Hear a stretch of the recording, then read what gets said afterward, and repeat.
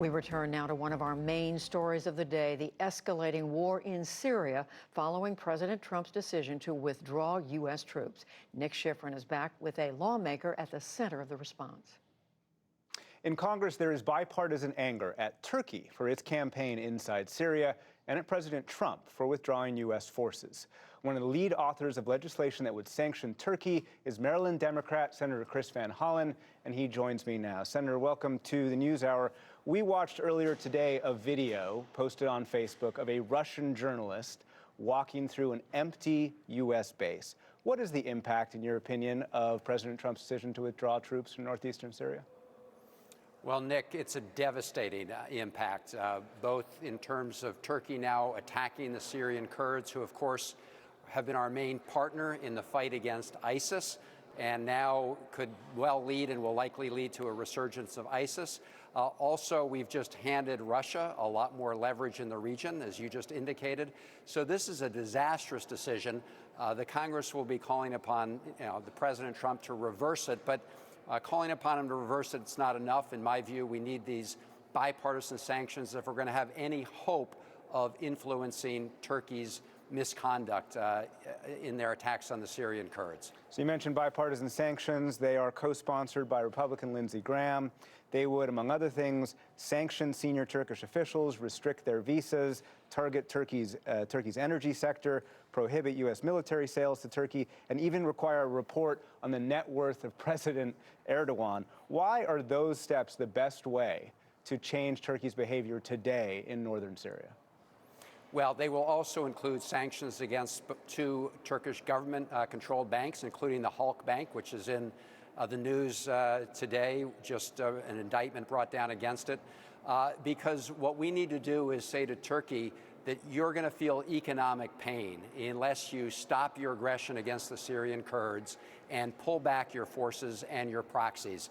Look, the reality is that by withdrawing our 100 special forces, President Trump has essentially taken away a lot of the leverage we had in the region, but sanctions is our next best opportunity to influence what's going to happen there in the days ahead, to protect our Syrian Kurdish allies, and to try to prevent the resurgence of ISIS, which is guaranteed if the Syrian Kurds essentially have to spend all their time fighting Turkey instead of fighting ISIS. You mentioned that there were only about 100 U.S. Special Operations Forces in this area. President Trump today called that a policing effort. They were on a stabilization effort.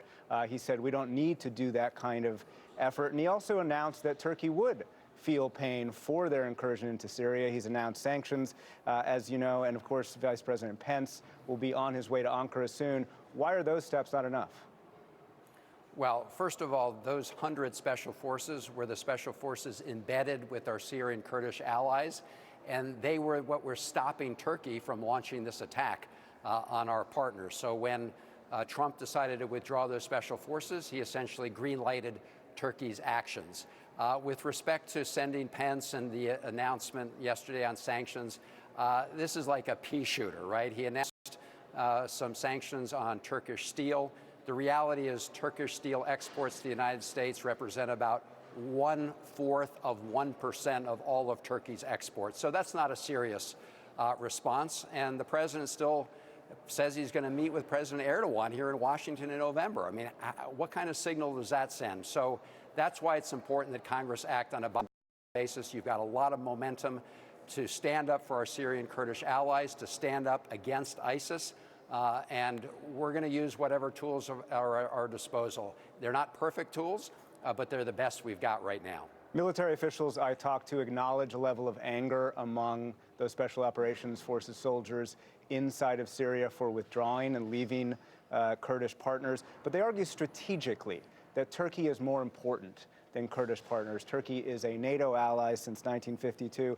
Are you worried about the consequences of a sanctions bill like the one you're advocating on an ally, on Turkey, whose cooperation is vital in so many areas? Well, a couple points. One, these sanctions would be lifted if Turkey ends its aggression against our Syrian Kurdish allies in the fight against ISIS. So Turkey has it within its power to relieve the sanctions that would take effect under this bill. Second, under President Erdogan, you've seen Turkey really take positions inconsistent with NATO priorities. For example, they just recently took delivery of the Russian S-400 air defense system.